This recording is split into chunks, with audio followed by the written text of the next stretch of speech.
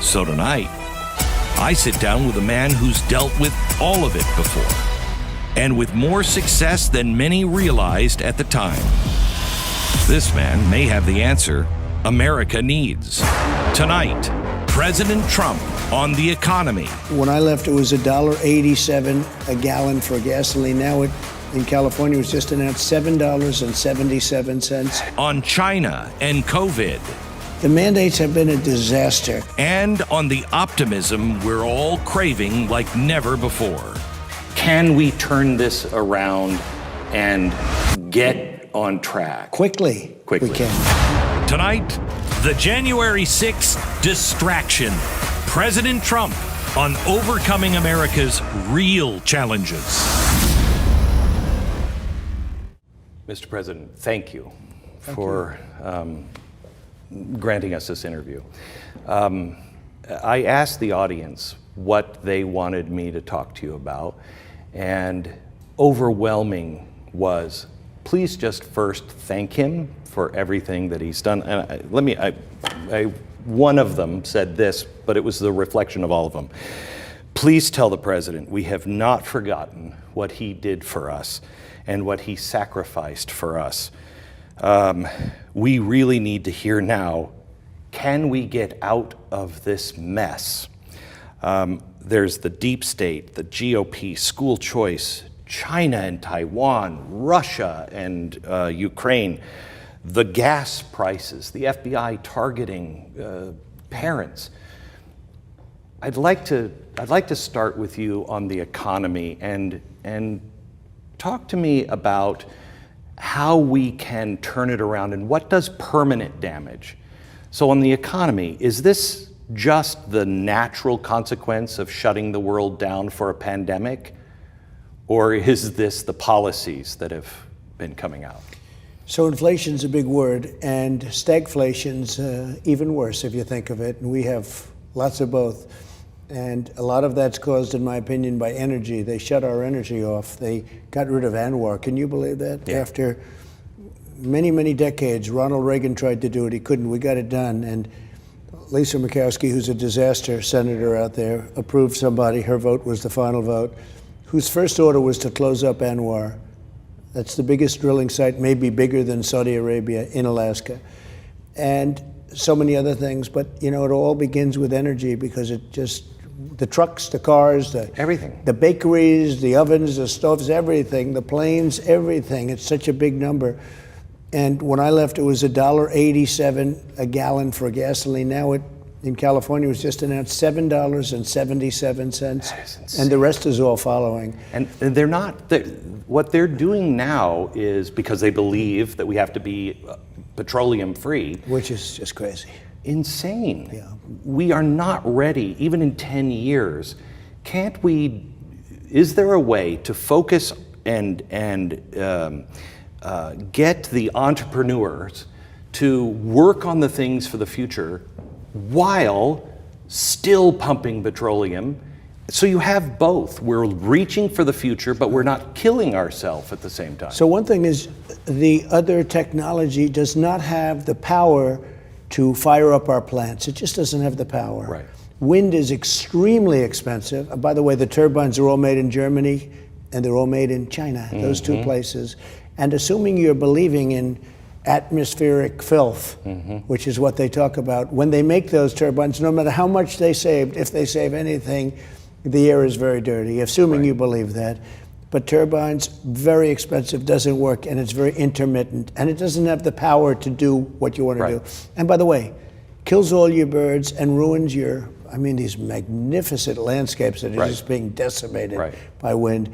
Solar doesn't have the power, and by the way, it's dirty to make. It's very tough to make, and it's dirty. And by the way, you have to change them.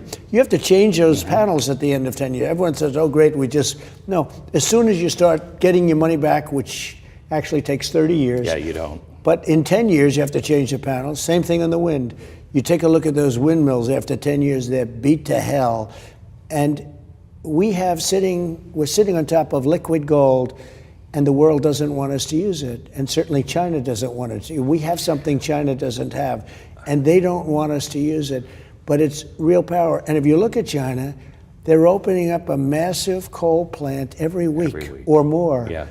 And it's not like, gee, it's going to stay within the confines. That stuff comes up and it blows over to the United States. So we clean it up and it costs us a fortune. We can no longer compete with them. That's why I ended the so-called Paris Climate Accord, because it was so one-sided. I know you like that. Oh, yeah. It was so, I like that you canceled it, yes. Well, we were going to spend $1 trillion over a short period of time, and it was all against us. And you know also that the Paris Climate Accords, I never understood why they were so passionate about it. It's because that was the beginning of the banking control. Correct. Right, where they are now saying, well, I don't know, if you're a brown company, we may not be able to give you a loan. This is all happening, and it's a fundamental transformation at a scale I don't think people understand. Yeah. When Obama stopped deep sea drilling, right, and pulled all of the drilling out, the concern was, you don't just make a new one. Those are on 20-year, 30-year leases. Absolutely. Are we going to be in 3 years in trouble if our banks are putting the small gas, oil, fracking, coal people out and fundamentally changing the structure for green energy? Yeah.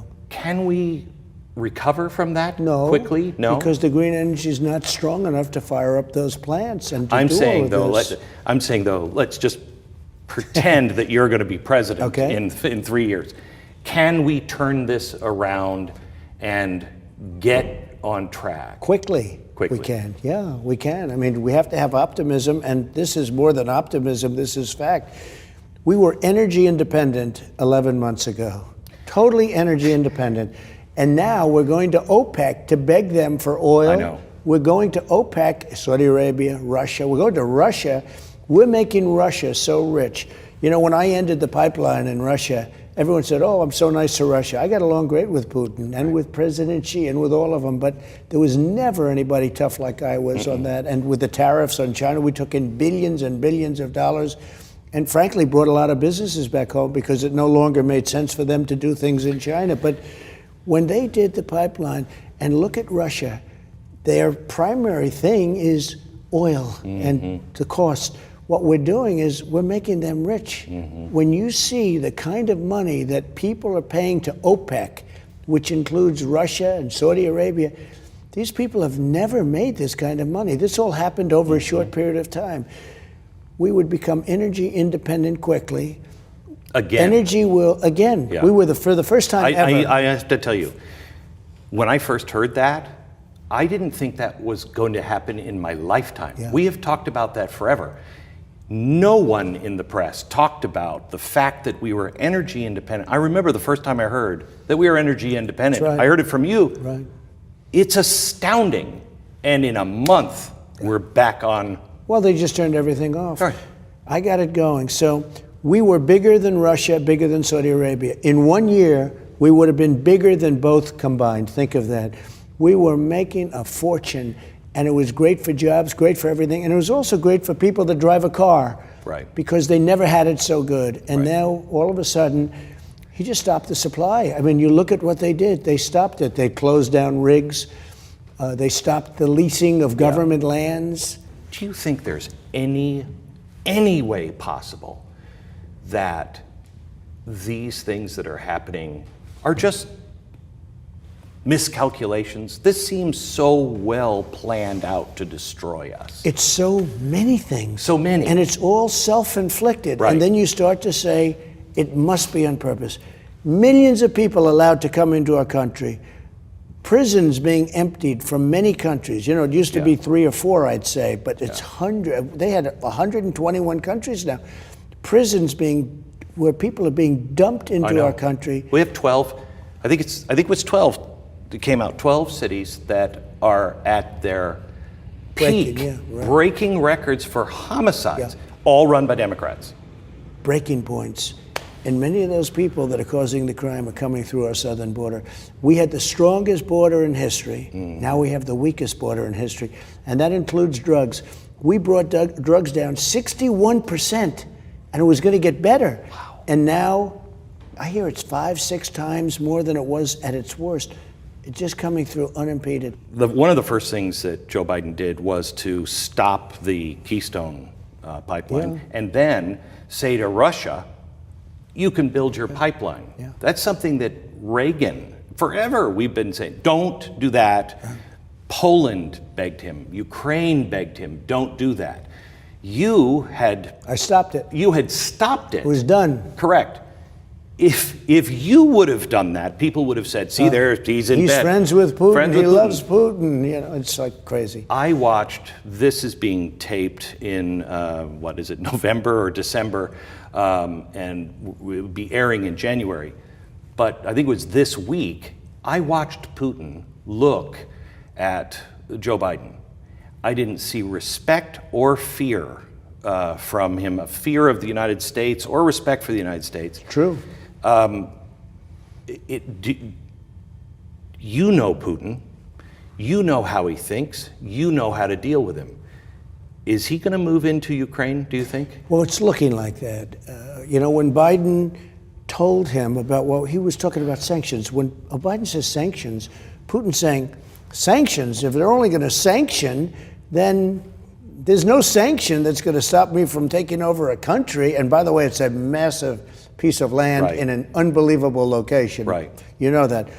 But he didn't say there could be very serious consequence. A sanction is not a serious consequence, no matter how strong it is. Not when it comes to taking over a country. Correct. And there was no fear. Look, with China, you didn't have planes flying over Taiwan. And I told President Xi, can't do that. You can't do that. We had a lot of great conversations right here at Mar-a-Lago when he was here. We talked for hours and hours. We got to know each other very well. I said, you can't do Taiwan. And now all of a sudden, as soon as I leave, they start flying over many bombers. Tell me what happens to us. I mean, they always accused you of trying to dismantle NATO. Yeah.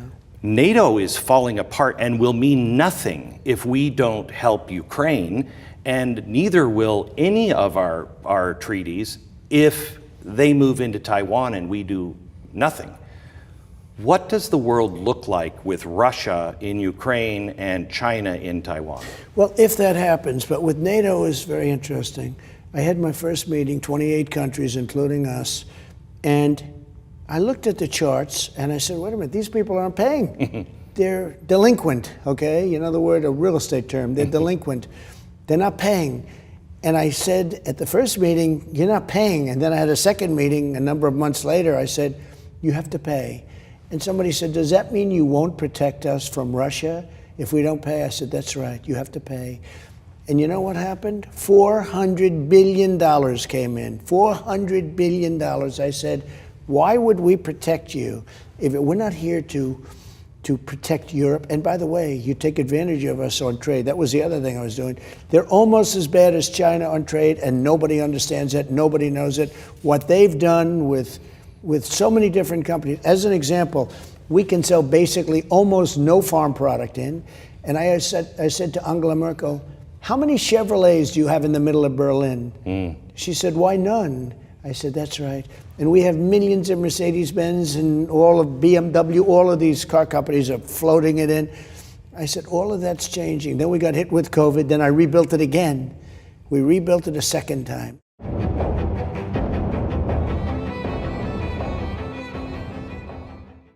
The vaccines came in 9 months instead of 10 or 12 years. They thought it was going to take anywhere from 5 to 12 years. By the time this airs, Joe Biden will have more people that died in this 1 year than under your watch. Right. And he was supposed to fix it. He has the vaccines. He didn't fix anything. And actually, he scared people from taking the vaccine, which is very interesting. You look at the chart. That's right. It happens. You know, when I was there, we came up with it, and everybody wanted it.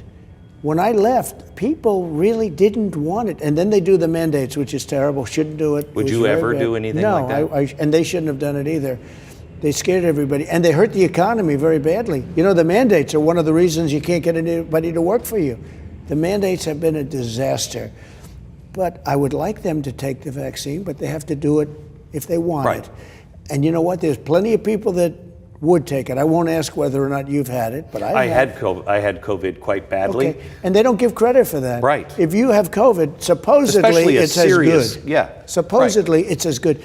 Why wouldn't you get credit for that? They don't give credit for that. You need to get the vaccination, and it's ridiculous. But they don't trust the Biden administration, and that's why they're not doing it. With all of that being said, if we didn't come, I believe this would have been a 1917 catastrophe, where perhaps 100 million people died. Right.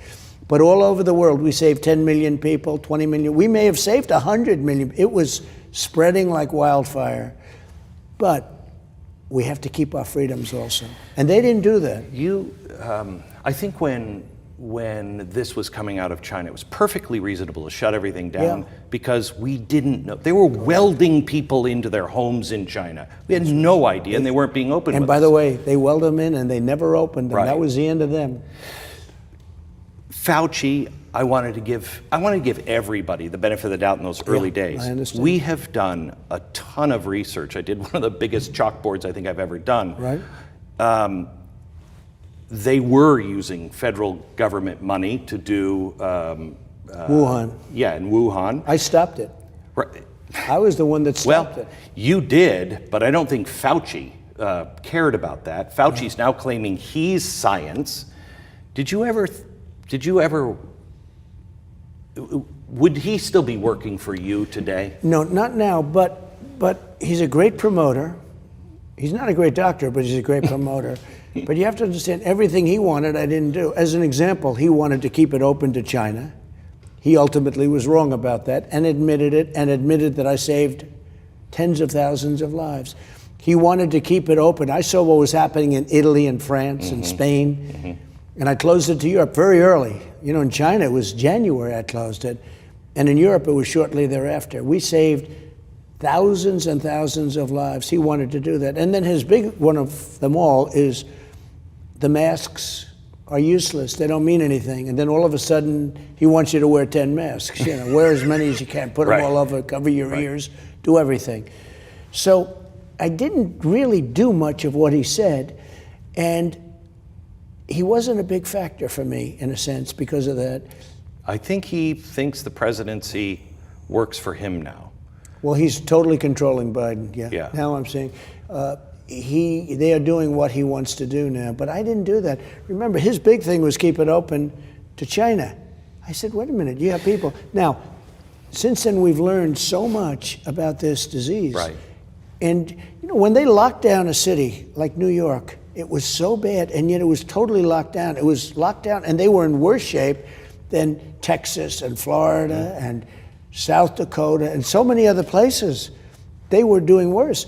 People that had no contact with other people were catching COVID, or the China virus, as I call it, because it's a much more accurate term.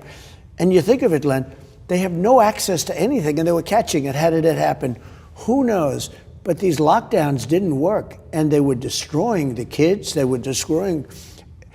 Children have been set back so badly, not having gone to schools so badly. I have a teenage son, and I've talked about this rarely, but because of the lockdown, being at school, in my family, we had a suicide attempt. He attempted suicide. Wow, I didn't know that. And I've only talked about it once.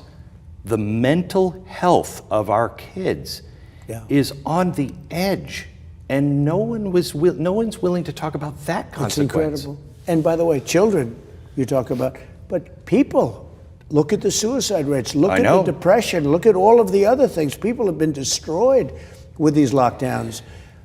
It's so horrible the way they've handled it. And we understand the disease now. We understand it. We understood it quite a while ago. You look at Cuomo, where he was doing the grandstanding all over the place. He was a disaster. I sent a hospital ship to New York, and I built a hospital, 2,800 beds in the Javits Center, Convention Center, and they didn't use it. They sent the people that were infected back into the nursing homes. I said, why aren't you using these things? The captain, an admiral, called. He said, they're not using the ship. And we actually had it designed for COVID, which is, different in terms of ventilation and everything else. Did an incredible job. We had a 2-week turnaround. It was incredible, the job they did. And we kept saying, where are the people? And yet they're going back into nursing homes and people are dying.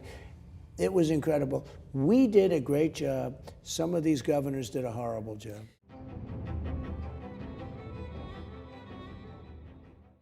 Let me pivot to schools.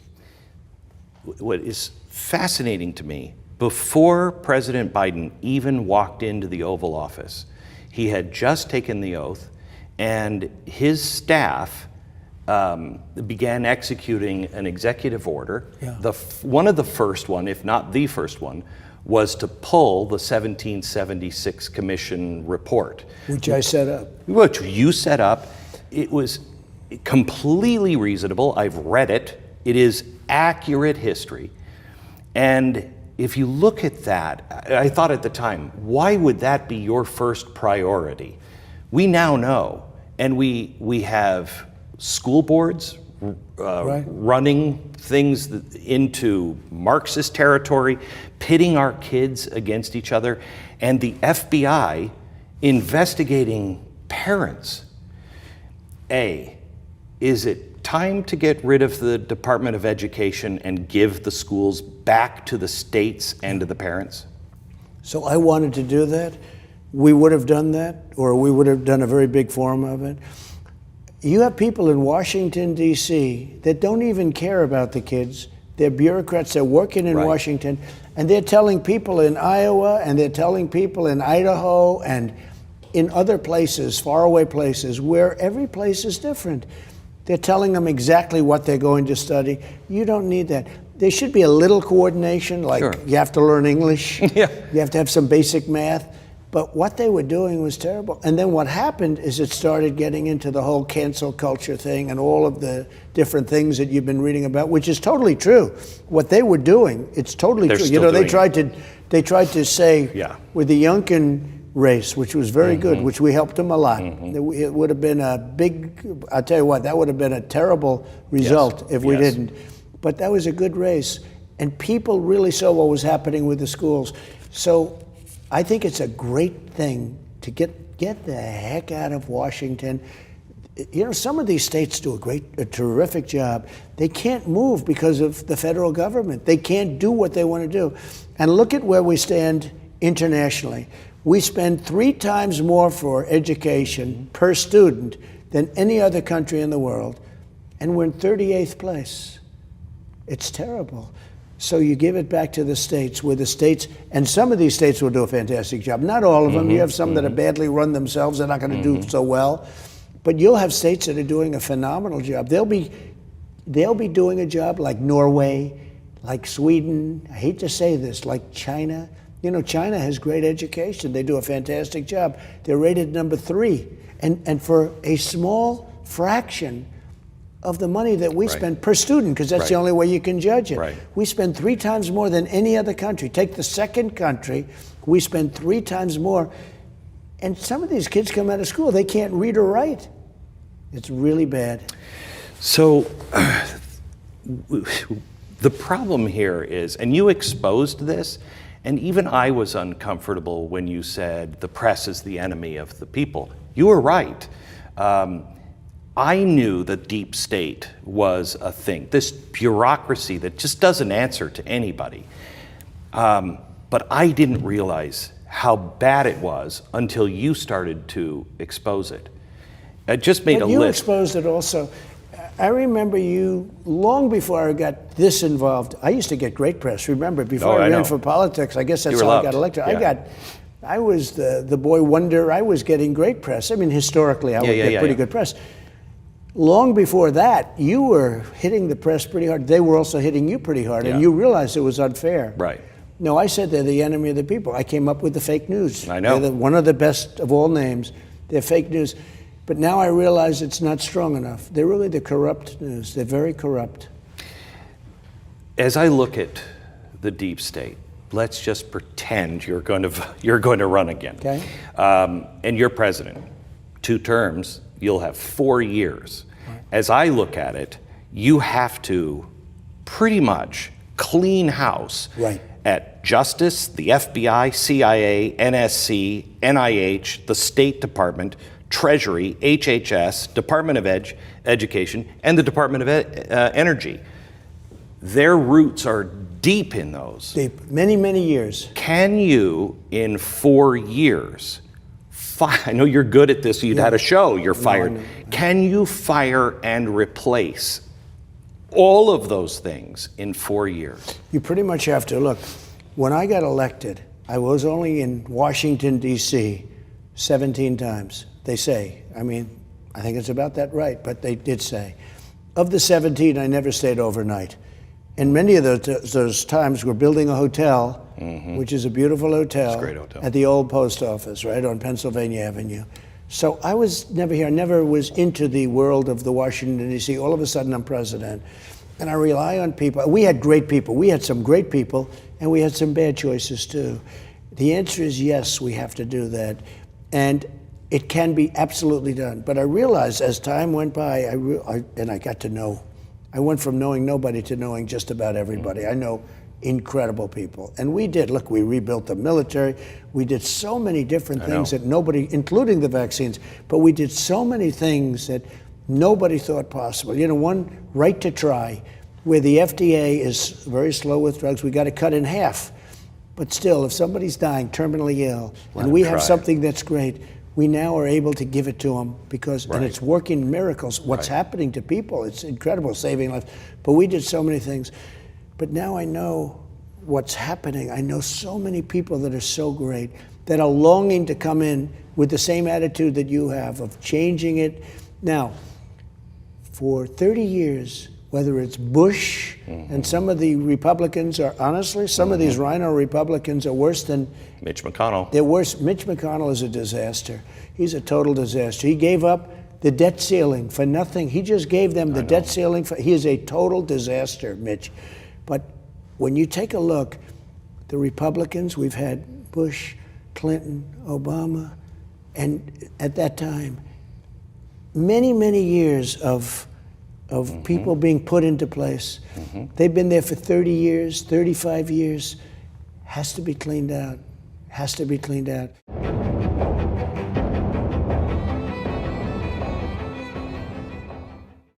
You did more with just your sheer force of you than any president I know of. You can't go in and do another 4 years if you have the same kind of GOP support that you had last time. Right. How do we get the GOP? What should the GOP and the people who vote that way, should we be demanding right now? And I had great GOP support. Let me tell you, we have some great people. As you know, Jim Jordan and so many, Jim Banks. We have a lot of great people. Yeah. Great people. Remember this, on the impeachment hoax, number one, in Congress, I got 196 votes to nothing. Nobody's ever heard of that, especially with the Republican Party. And with the Senate, other than Romney, who I lost a half a vote, I got 100% of the vote. We have some great support. We have great people. But we have to let them go to town. We have to let them go to town. What does that mean? I don't think we have we have to let the good ones do what they're doing.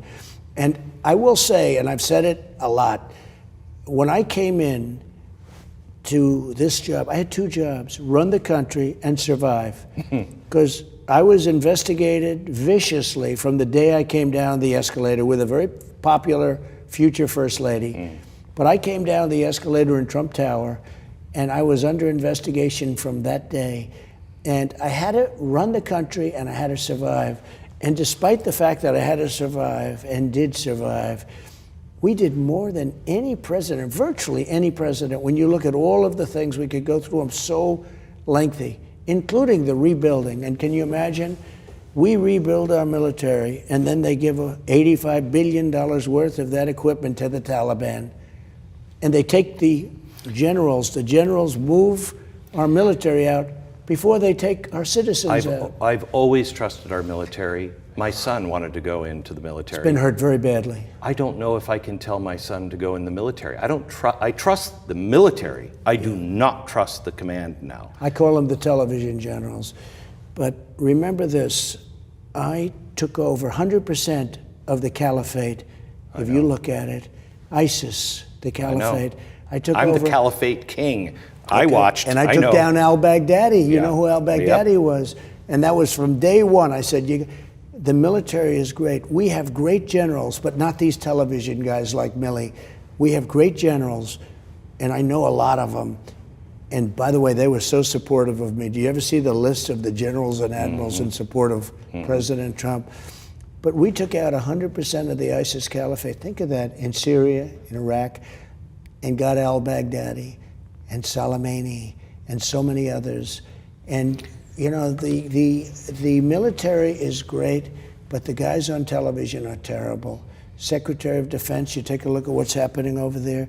They made so many bad decisions.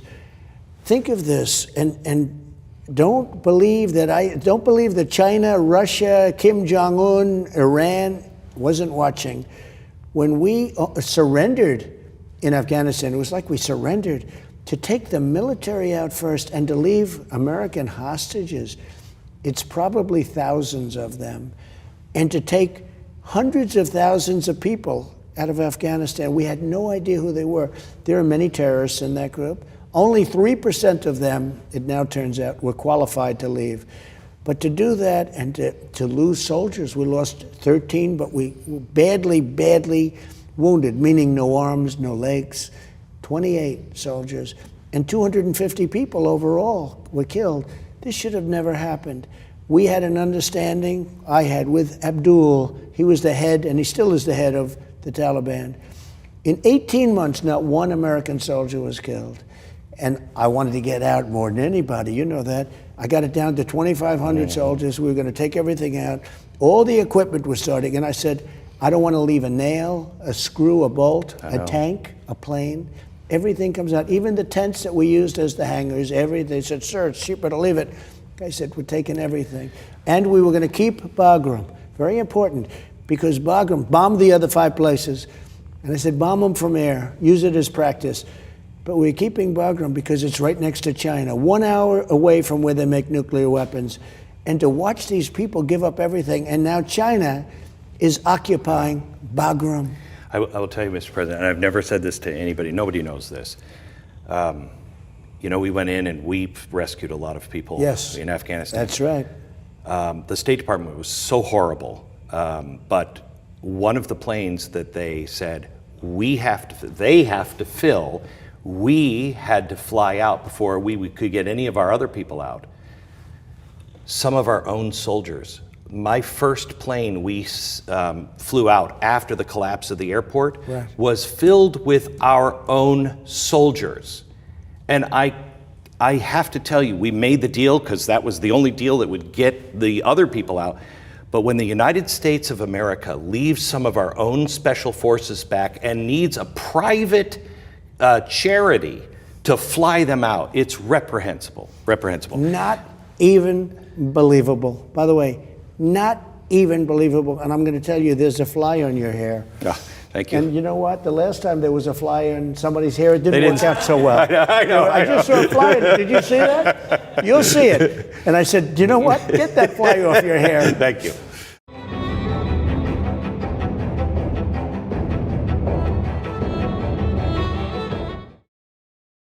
Before we leave, I know you're on a tight schedule. I think Melania was one of the best first ladies, Jackie O quality. Right. She restored the White House garden. She didn't change it, she restored it to Jackie O and got slaughtered for it. So beautiful, the job, so beautiful. The book that you guys are putting out, the coffee table book, I hope it has focused somewhat on her work that she did. Yes. And B is, did you do a coffee table picture book because there's another 4 years that you're going to have to write to put it into a real biography of your presidential years? So we did a book which has been selling like hotcakes, 150,000 in the first 2 weeks.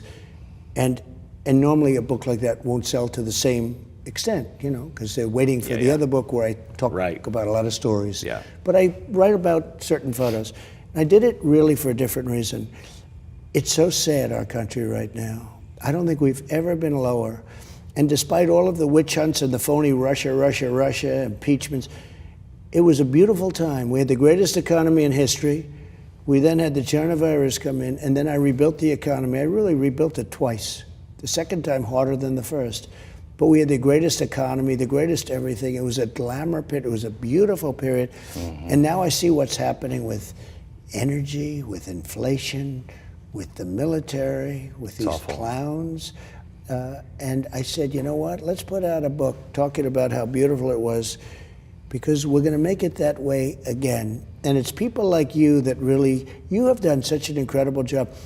You give people hope. It's so important, because there are not a lot of people that understand that word, hope. But you give people hope, and you have for a long time. And I really commend you on it. Thank you, Mr. President. I hope we get a chance to talk again, and I sincerely hope that you are running again. Oh, thank you very much. In 4 years. Thank you, sir. Thank you. American greatness, and that's what we have. Now don't worry, don't fall into despair. There's a helping hand everywhere. Let's raise our voice again in a solemn prayer, because we know that God has blessed America, and this we can't believe. He endowed us the right to